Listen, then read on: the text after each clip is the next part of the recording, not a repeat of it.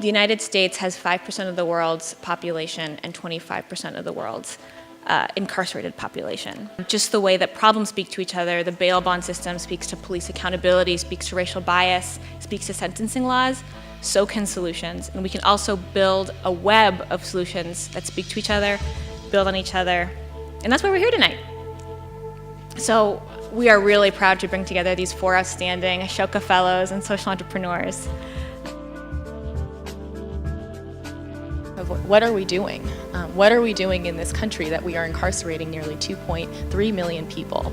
That this hasn't always been the case, that we have seen that number jump 500% over 40 years, that this is not a result of criminality, but a result of decisions, laws, biases, attitudes that all of a sudden has created incarceration as commonplace. When you look at that conveyor belt, the blind spot of the movement has been the court system. That functioning apparatus that took people from point of contact of arrest with a police officer and then put them in cages and prisons and jails. I think our leverage point is bringing solutionaries together, shoulder to shoulder, to work on the problems together.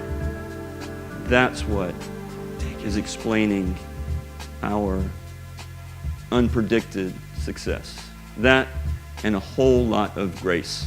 We believe that the best way to affect change is by building a relationship between people on the outside and people on the inside. And by going into these facilities and building these relationships with people in detention, you're also acting as a monitor of the system. From a rural perspective, land is power.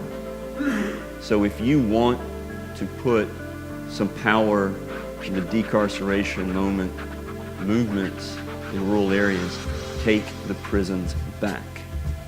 Use them as tools. What's happening is people are being transformed about their own sense of power and capacity, where they're realizing that this isn't just a system I have to watch as a bystander, that I have to just mourn the loss of someone I care about, or someone that I have to write letters to down the road.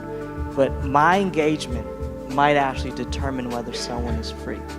And talking to sisters inside and saying, you don't belong in here, come out here with us. And then the holding begins, and the caring begins, and the wraparound, everything begins. And what you see is that you don't need a cage. None of us need a cage. What we need is community.